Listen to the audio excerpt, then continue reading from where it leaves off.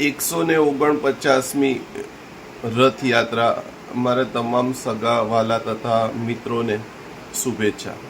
Sir, ભગવાન સાક્ષાત ઘર આંગણે પધાર્યા હોય એટલો જ ઉત્સાહ દરેક એવા મોટા શહેરોમાં આજે જોવા મળે છે. અને ખરેખર જઈએ ને તો ત્યાંનું વાતાવરણ, હું પણ હમણાં કદાચ પરિવાર સાથે પ્રયત્ન કરીશ, કેમ કે હર વર્ષે કમ્પલસરી આમ તો જઈએ છીએ.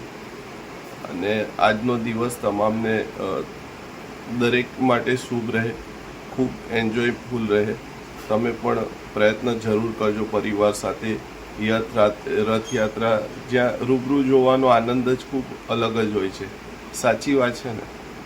અરે, મોર્નિંગમાં બ્રેકફાસ્ટ પછીની સૌથી પહેલી પ્રોબ્લેમ છે કે ભાઈ લંચમાં શું બનશે. કેમ દરેકની ઘરની કથા છે ને. હવે મમ્મીના લીધે કમ્પલસરી શાકભાજી, નહીં તો ઘણીવાર અમે તો મેગી, પૌવા કે એ ટાઈપનું કંઈક ચલાવી દઈએ. તો આજે દૂધ અને સેવની સબ્જી બનાવું છું. એનો વિડીયો પણ આમાં ચોક્કસથી શેર કરીશ નેક્સ્ટમાં. તમે બી ઘરે જરૂર બનાવજો, ખૂબ જ ટેસ્ટી બને છે અને દરેક ઉંમરના લોકોને ભાવે છે. આ એ ટાઈપની સબ્જી બને છે. મોર્નિંગ વોકિંગ થઈ ગયું છે. દૂધ અને જે પણ ઘરની અન્ય વસ્તુઓ લાવવાની હતી લઈ આવ્યો. એ બાને કસરત બી થઈ જાય અને થોડી ઊંઘ પણ ઉડે. હવે એક તો આ વસ્તુ ભરી રહ્યો છું આ ડબ્બામાં, એટલે આઈડિયા આવ્યો. દાવતના પુલાવ બાસમતી રાઈસ ડીમાર્ટમાંથી સારા મળે છે. પ્રાઇસ ટેગ બી સારો છે નોમિનલ પ્રાઇસમાં, અને ક્વોલિટી બી સારી આવે છે. જો જરૂરથી ટ્રાય કરજો તમે. હવે આજની જે રેસીપી છે ઘરમાં તમામ વ્યક્તિઓને ગમે છે. તમે પણ બનાવશો તો દરેક ઉંમરના વ્યક્તિઓને ગમશે. એના માટે જો અમારા વાઈફે આટલી મને હેલ્પ કરી દીધી છે. આ બનાવવાની પણ મને ખૂબ મજા આવે. એકચ્યુઅલી દૂધની વસ્તુ છે, એટલે આની અંદર દૂધ પણ આવશે. એની રેસીપી પણ હું તમને અહીંયા બતાવીશ. ડુંગળી, ટમાટર અને આ બધું પેલું મશીનથી એ કરી દીધું છે. અને આ રતલામી સેવ, એકચ્યુઅલી સબ્જી છે આ રતલામી સેવની, અને એમાં પણ દૂધ. પહેલી વાર મેં પણ સાંભળ્યું હતું કે દૂધ નાખવાનું અને એમાં પણ સેવ. આ કેવો સ્વાદ હશે, પણ ખરેખર ટેસ્ટી બને છે. તો સ્ટાર્ટ કરીશું આજની દૂધ અને સેવવાળી જે મિક્સ સબ્જી બને છે એની રેસીપી. સૌથી પહેલે ગેસ સ્ટાર્ટ.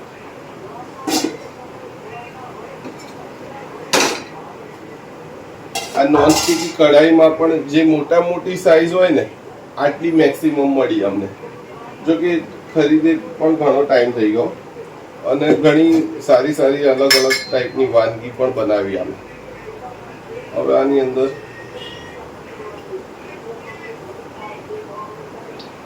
લગભગ 2.5 થી 3 પરી જેવું તેલ. આદુ લસણ ટીચેલું છે. યસ. અને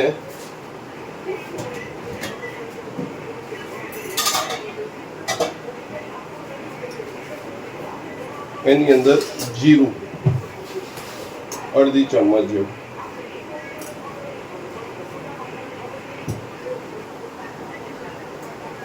તેલ થોડું ગરમ થઈ ગયું છે. હવે નાખી દઈશું એમાં કટ કરેલી ઓનિયન, ડુંગળી.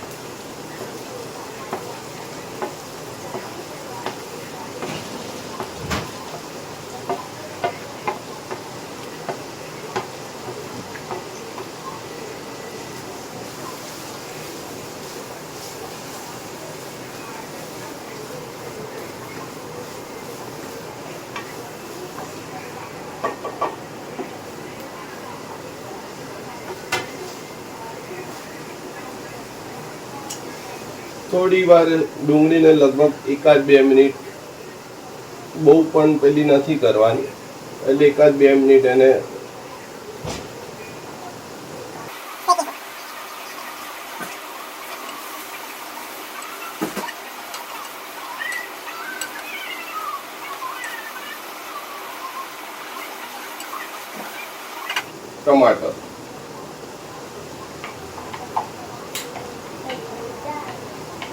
ટમાટર અને લીલા મરચાં પણ કાપવાના.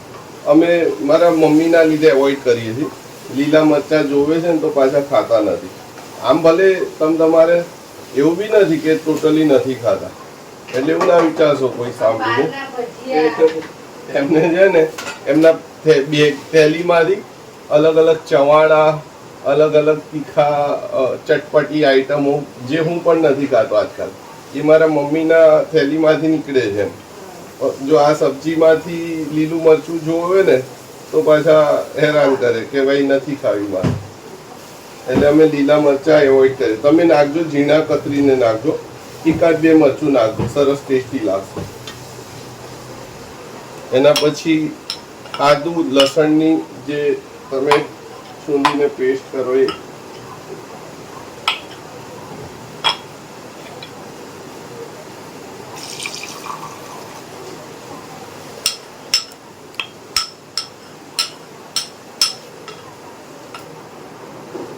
આદુ લસણની પેસ્ટ તો સામાન્ય રૂપે આપણે ઇન્ડિયન કલ્ચરમાં દરેક સબ્જીમાં નાખવામાં આવે છે. સાચી વાત છે ને?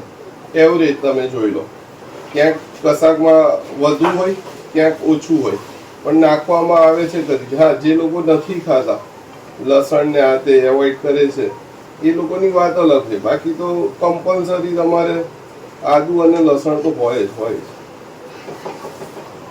થોડી વાર ઉકળવા દઈશું હવે.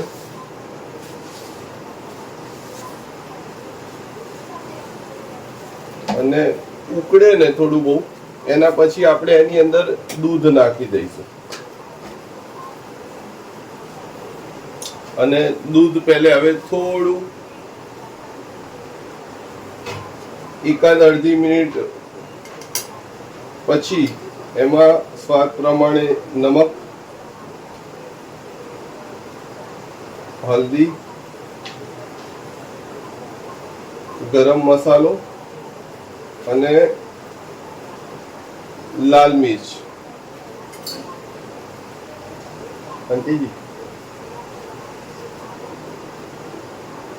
અને લાલ મિર્ચનો બી યુઝ અહીંયા સામાન્ય જ કરો, કેમ કે રતલામી સેવ એક તો તીખી સેવ છે, ઘરમાં તમે જેવું તીખું ખાતા હોય એ રીતે. અમે અહીંયા ઘરમાં જેમ મેં જણાવ્યું કે મારા મમ્મી આમ ભલે પડીકા ગમે તેવા ચટાકા પટાકા કરી દે, ખાઈ લે, પણ જે સબ્જી બને એમાં તીખા સેજ બી ના જોઈએ, લીલું મરચું ના જોઈએ. ટૂંકમાં હવે અમારા બોડી ઓર્ડરને બી આદત પડી ગઈ છે. કદાચ ક્યાંક તીખું ખાઈ લઈએ ને તો આંખમાંથી પાણી નીકળી જાય છે.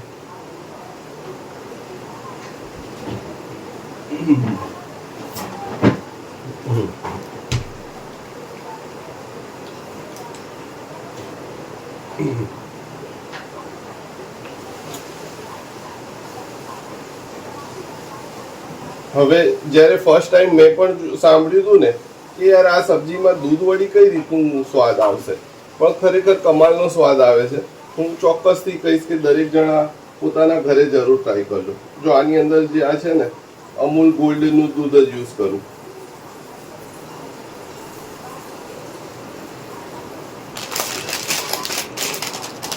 બસ તો અહીંયા સબ્જી પણ આપણી ઉકળી ગઈ છે. ગેસનો ફ્લેમ એકદમ ધીમે. અને બાલાજીની આ જે રતલામી સેવ લાવો ને એ યાદ રાખજો કે બાલાજીની જ લાવો, કેમ કે એક બે વાર એવું થયું, એકાદ વાર એવું થયું તું બીજી સેવ એટલે આ ના મળી, બીજી લાવે ને તો એનો ટેસ્ટ જ ના મજા આવી. એટલે આ જે સેવ જે છે ને એ એકચ્યુઅલી આ બાલાજી સેવનો બી એક અલગ જ પેલું એ છે.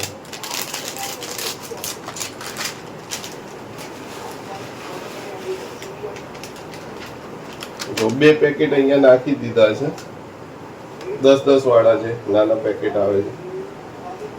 અને થોડું સામાન્ય રૂપે મિક્સ કરવાની કંઈ ખાસ જરૂરત છે નહીં, કેમ કે તમે સર્વ કરશો ત્યારે મિક્સ થઈ જ જવાનું છે. સાચી વાત છે ને?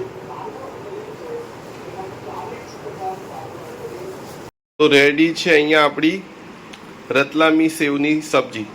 અને દરેક મિત્રો સગાવાલાને જઈ ચોક્કસથી કહીશ. ઘણા સગાવાલાને તો રેસીપી પણ આપી હતી, શેર કરી હતી, એમને ટ્રાય બી કરી હશે અને ખૂબ એન્જોય કર્યો હશે આનો. તો તમે બી ઘરે ચોક્કસથી બનાવજો. અને મોસ્ટ વેલકમ ફરીથી બધાને અમારા ત્યાં આ સબ્જી ખાવા માટે. સોંગનો થોડો ઘણો આનંદ લેતા લેતા સબ્જી બનાવી દીધી. બંને બાળકોને ને વાઈફને ખૂબ જ ગમે છે. મમ્મીએ મારો કોઈ દિવસ રિવ્યૂ આપ્યો નથી કે સારી છે કે એક્સપ્રેશન બી નથી આપ્યા કે મને ખબર પડે કે સારી છે. તમને બધાને ચોક્કસ ગમશે એની ગેરંટી આપું છું. અને ક્યારેક ક્યારેક બનાવવું જોઈએ યુનિક એમ. અને ક્યારેક ક્યારેક મારી જેમ તમે પણ વાઈફની હેલ્પ કરતા રહો. મારા ઘણા મિત્રો છે કે જે લોકો કશું કહેવાય ને કે ભાઈ કોઈ દિવસ એમ જ્યારે પણ આવી વાતચીત થાય મારા વિડીયો આ રીતે શેર કરું ને ત્યારે મને ઉલટું કહે કે ભાઈ તું અહીંયા બનાવે છે ને અમારા ઘરમાં અહીંયા હોબાળો થાય છે. તો તમે બી શીખવાનો પ્રયત્ન કરો. દુનિયામાં દરેક વસ્તુ શીખવી પડતી હોય છે.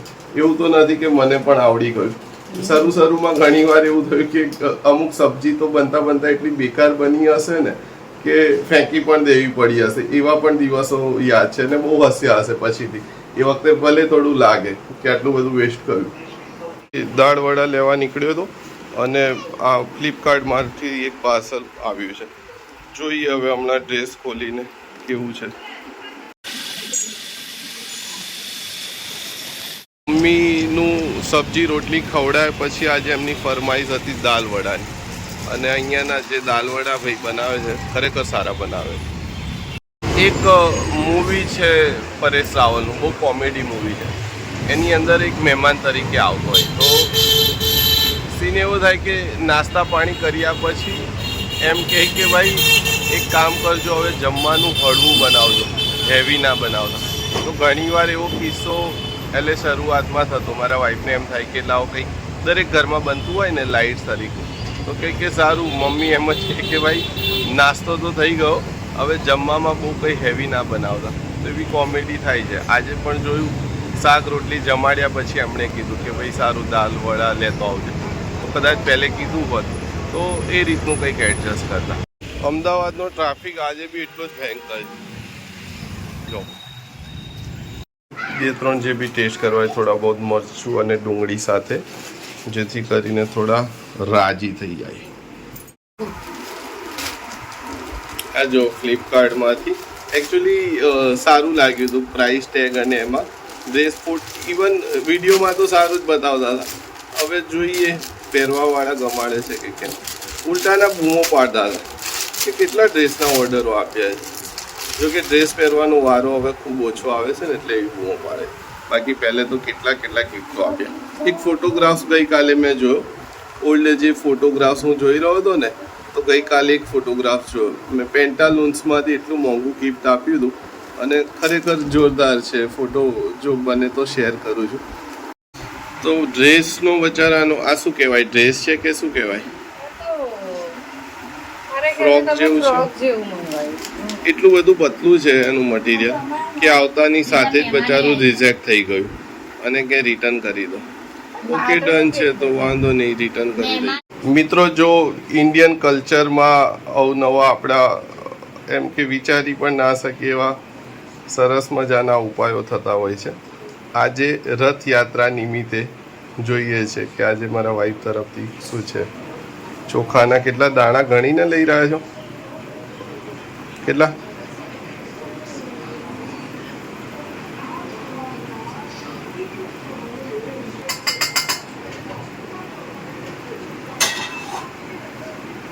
હલ્દી,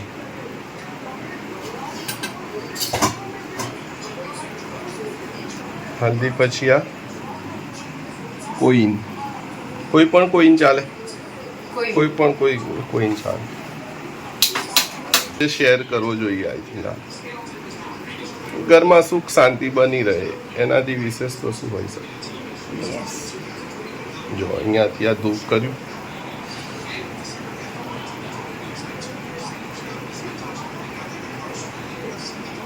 ધૂપ આપતા આપતા મનમાં ઓમ નમો ભગવતે વાસુદેવાય નમઃ એવો જાપ કરતા રહેવાનું. અને પછી આ પોટલીને તિજોરીમાં મૂકી દે. ઓકે, મંદિરમાં જ્યાં જ્યાં ટૂંકમાં આપણે પૈસા જનરલી કેવું હોય મંદિરમાં ઘણીવાર પડી રહેતા હોય ડ્રોવરમાં, તિજોરીમાં, ત્યાં મૂકી દેવાની. તમે બી ચોક્કસથી ટ્રાય કરજો જો આજનો સારો દિવસ છે તો. લંચ કમ્પ્લીટ થઈ ગયું છે થોડી વાર પછી કદાચ એકાદ કલાક પછી જઈશું રથયાત્રા જોવા માટે. જનરલી અમે સાપુરના જે વિસ્તાર છે, કેમ કે મોટા પપ્પાનું ઘર છે તો વર્ષોથી આદત છે કે ભાઈ એ વિસ્તારમાં જ જોવા જઈએ. ત્યાં સુધી ટાઈમ છે તો મારું કામ સ્ટાર્ટ કરું છું. ટાઈમ થયો છે 6 વાગ્યાની આસપાસ. સાપુરથી લગભગ નીકળતા હશે અત્યારે અમદાવાદ શહેરમાં રથયાત્રા. અને મારા ફાધર હતા ને એ વખતે તો કમ્પલસરી કહેવાય કે અમારે મારા મોટા પપ્પાના ત્યાં પૂરું પરિવાર જ હતું અને હંમેશા યાદ કરે છે. ત્યાંથી બી બધા ભાઈઓ જોડે વાતચીત થાય ને તો હંમેશા કહે કે રથયાત્રા હોય તો કે કાકા અને બધા આવી જ જાય એમ. અને ત્યાંથી જ જોવાનું થતું જ્યાદાતર. અમે કદાચ રથયાત્રા દર્શન કરવા ગયા હશે ને તો સાપુરથી જ ગયા હશે એમ. હમણાં હું મારા મમ્મી જોડે જ બધી ચર્ચા કરતો હતો કે પપ્પા હોત તો આપણે રથયાત્રાના દિવસે તો કમ્પલસરી ત્યાં મોટા પપ્પાના ત્યાં જવાનું થાય જ કેમ. એટલે એવું થાય છે કે ઘણીવાર એક પ્રયત્ન તો છે જ, એવું પણ નથી. અમે 4 ભાઈઓ અને કઝિન 3 ભાઈઓ એમ કરીને 7 ભાઈઓની પરંપરા તો જાળવી રાખી છે કે કોઈ પણ વાર તહેવાર હોય આ તે તો કમ્પલસરી જવાનું, ભેગું થવાનું. હમણાં સન્ડેના દિવસે પણ કાર્યક્રમ છે પરિવારની સાથેનો, બધા ભાઈ બહેનો અને બીજા ટોટલ 3 બહેન એમ. એટલે એક પૂરું પરિવાર ભેગા થઈએ છે. અને સારું, ત્યાંના જે લોકો છે, ભાઈના જે મિત્રો, એ બી હંમેશા કહે કે યાર એક સારી બાબત છે તમારા પરિવારની કે બધા સાથે હળી મળીને હંમેશા અમે જોયા છે એમ. દરેક પરિવારમાં નાની મોટી પ્રોબ્લેમ હોય છે, કેમ કે એઝ અ ફોટોગ્રાફર દરેક એવું કોઈ સમાજ નથી કે જ્યાં મેં વર્ક ના કર્યું હોય અને ત્યાં પ્રોબ્લેમો ના જોઈ હોય. દરેક જણના લાઈફમાં કંઈ ને કોઈ ઇસ્યુ, પણ એક પરિવારમાં એક ભાવના પણ હોવી જોઈએ કે હા કોઈ વાર તહેવાર છે, સાથે રહેવું અને તહેવારને અને એને એન્જોય કરવું. રથયાત્રામાં આટલા વર્ષોથી અમે જતા પણ એક સારી બાબત એ જોઈ છે કે ક્યારેય ક્યાંય કોઈ કહેવાય ને કે અફરાતફરીનો માહોલ આજ સુધી તો એટલીસ્ટ નથી જોયો. અને જે વિસ્તારમાંથી અમે હર વખતે જોડાઈએ જોવા માટે એ ખૂબ જ સંવેદનશીલ વિસ્તાર છે. સાપુર 4 રસ્તા હલીમની ખીડકી, એટલે એ જે પટ્ટો છે ને ત્યાં દરેક જણના મનમાં એવું હોય કે કદાચ વાતાવરણ બગડે તો એટલીસ્ટ આ જે વિસ્તાર છે ત્યાં પોસિબિલિટી થાય. પણ મોટા પપ્પાનું ઘર હતું એટલે અમે ત્યાંથી જ હર વર્ષે જોઈનિંગ લેતા. એટલે રથ ખેંચવાનો જે પણ એ હોય કે બધા એકસાથે ત્યાં એનો લાભ લેતા. તો એક રથયાત્રા મને આજ પણ યાદ છે કે હું અને મારો મોટો સન, એ વખતે ઘણા વર્ષો પહેલાંની વાત છે, નાનો હતો, અને મમ્મીને અમે 3 જણા ગયા. અને આ બાજુ રથયાત્રામાં તો હજારો લાખો જણાની ભીડ હોય છે. અને જોયું કે હા હવે રથ આવી રહ્યો છે તો કેવું થાય કે બાળક નાનું હોય તો ખભા પર બેસાડીને આપણે એને બતાવી શકીએ કે હા એ રીતે. તો એ પોઝિશન હતી મારી. અને આ બાજુ મમ્મી, તો મને એમ કે બાજુમાં જ છે ને મમ્મી, તો મમ્મી જોઈએ તો ભીડમાં, અરે બાપરે, મને એમ થયું કે ભાઈ આટલી બધી ભીડની અંદર તમે ક્યાં જઈ રહ્યા છો એમ. અને એક ઉત્સાહ કહી શકીએ કે દરેક જણના ચહેરા પર એક ઉત્સાહ હોય છે અને ખૂબ જ શ્રદ્ધાપૂર્વક જોડાતા હોય છે. અને આજથી થોડા વર્ષો પહેલાંની વાત કરું તો પોલીસ તરફથી બી એમના માઇન્ડમાં એ જ હોય કે એ જે વિસ્તારની વાત કરું, સાપુર 4 રસ્તાની જોડે હલીમની ખીડકી જે કહેવાય છે, એનું વાતાવરણ ત્યાં એમને મનમાં એમ થાય કે કોઈ પ્રોબ્લેમ ના થાય, કોઈ ઇસ્યુ ના થાય. પણ બહુ સરસ રીતે હંમેશા મેં જોઈ છે કે રથયાત્રાનું સંપૂર્ણ રીતે થાય.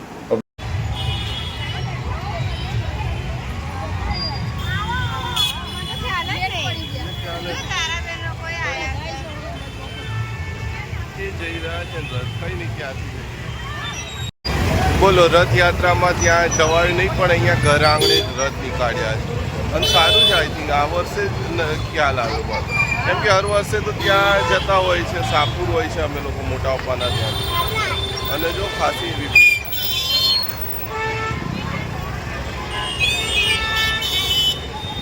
આ મંદિર છે, રામજી મંદિર, ત્યાંથી રથ નીકાળ્યો છે ને હર વર્ષે અહીંયાથી સ્ટાર્ટ. સારું છે. કેમ કે હર વખતે સાપુર ત્યાં મેઇન રથયાત્રામાં નીકળતા ને તો આઈડિયા ઓછો રહેતો.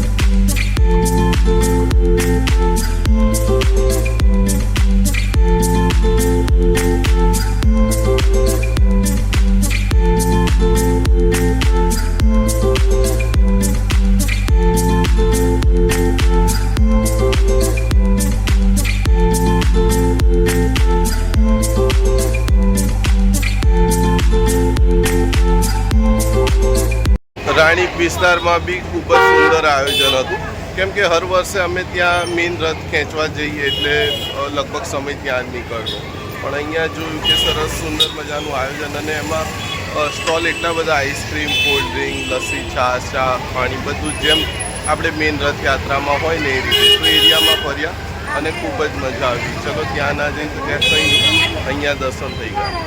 રેગ્યુલર અહીંયાથી આદુ મરચાં ને અહીંયા જો આ વખતે તો સ્ટોલ લાગ્યા છે, અને ઘણા બધાએ આઈસ્ક્રીમ છે, લસ્સી ને આ તે બધું ખૂબ વેચ્યું છે અહીંયા એરિયામાં. દરેક જગ્યાએ પાઉં દુકાન હોય વિચારું છું, અને મારા વાઈફ કે અહીંયા આ નાની કરિયાણાની દુકાન છે ત્યાં ધ્યાન જ નહીં. આયુર્વેદિક ચાય દરરોજ પીવાની આદત છે. હમણાં તો પેલી જે રેગ્યુલર ટી એ બધું બંધ છે, કોફી અને તો આયુર્વેદિક એમાં અજમો અને સોફ અને બીજી એક બે વસ્તુ થઈને સારી એવી ચા બનતી હોય છે, તો પતી ગઈ હતી તો લઈ લીધી. વિસ્તારનો જે રથયાત્રાનું હતું કાર્યક્રમ સરસ સંપૂર્ણ થઈ ગયો. સમોસા અને પેલું વેચાયું ને તો ઊભા રખાવડે મારા વાઈફે. જોકે અમે એટલા બધા આજે નીકળ્યા ને એટલા બધા સ્ટોલ લાગ્યા હતા, પણ એ પોતે ખચકાતા હતા કે ના શરમમાં નથી ખાવું. અને લાસ્ટમાં તો રગડા પેટીસમાં તો એવું થયું કે બધા અમારા ઘણા બધા ઓળખીતા લોકો ત્યાં ટેસ્ટ કરી રહ્યા હતા, તો મેં કીધું કે આવો ચલો દર્શન બી કરતા આવીએ અને એમાં પણ કંઈ નહીં. અને સાચું કહું ને તો મારી પોતાની તો એવી ઈચ્છા છે કે અમે અમારા તરફથી કોઈ સ્ટોલ કે એનું આયોજન કરીએ, અને એરિયામાં હોય તો ખૂબ જ સારું લાગે. કેમ? સાચી વાત છે ને? મમ્મી આવતા વર્ષે આપણે બી જવાનું છે અહીંયા તો નજીકમાં. કેમ?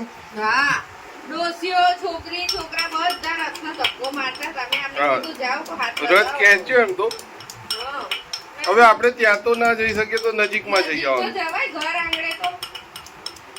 અમે બંને પતિ પત્ની, 2 બાળકો, અને ત્યાંથી મારા સાસુ, સાડી અને એમનો બાબો, 7 જણાની ટીમ ગમે ત્યાં આ રીતે હોય. અને લગભગ રથયાત્રામાં બી અમે સાથે અહીંયાથી જતા હતા. આ વર્ષે આઈડિયા આવ્યો કે ભાઈ આપણા એરિયામાં પણ આટલો સારી ભવ્ય રીતે ઉજવાય છે, અને ખૂબ જ સારી રીતે જોયું, કેમ કે આખો જે 2-3 કિલોમીટરના અંતરમાં સારું એવું બધું આયોજન પણ હતું, અને ખૂબ જ સુંદર રીતે દર્શન બી થયા, રથ બી ખેંચવાનો અવસર મળ્યો, અને ખૂબ જ મજા આવી. એમ બેસનના લડ્ડુની રેસીપીનું શું થયું? થયું પણ આ દાળ ભાત વાળા દાળ ભાત આપી દઉં, પછી બેસનના લડ્ડુ જોયા હતા તો આજે બનાવું. એકદમ સિમ્પલ છે. તો બુરુઈ લાવી થોડું ઘણું. એક તો જે દિવસે કસરત નહીં કરતા એ દિવસ ભૂખ વધુ લાગે છે. એવું કઈ નહીં, બને તો ફટાફટ સૌથી પહેલે દાળ ભાતનો આનંદ લઈ લઈએ. બેસનના લડ્ડુ બને તો ઠીક છે, નહીં તો પછી રાત્રે ટેસ્ટ કરીશ. જમવાનું આપી દીધું છે ભાઈ, એમનો ટાઈમ થઈ ગયો એટલે, અને મને બી ભૂખ લાગી તો રાહ જોઈ રહ્યો. પણ આજે બની રહ્યા છે બેસનના લડ્ડુ. રેસીપી આજે છે આ બેસનના લડ્ડુ. એટલે બેસન નીકાળ્યું છે, આની અંદર ઘી છે. હવે શરૂઆત કઈ રીતે કરશો? ઘી કઢાઈમાં ઘી અને ગરમ કરીને પછી બેસન, અને એની અંદર બુરું, અને આ જે છે આ શું છે? ઇલાયચી પાવડર. હા, ઇલાયચી પાવડર, બરોબર. તો એમ કે ઘરની રેસીપી ઘરની. અને મીઠા માટે બુરું એમ ને, કે ગોળ પણ?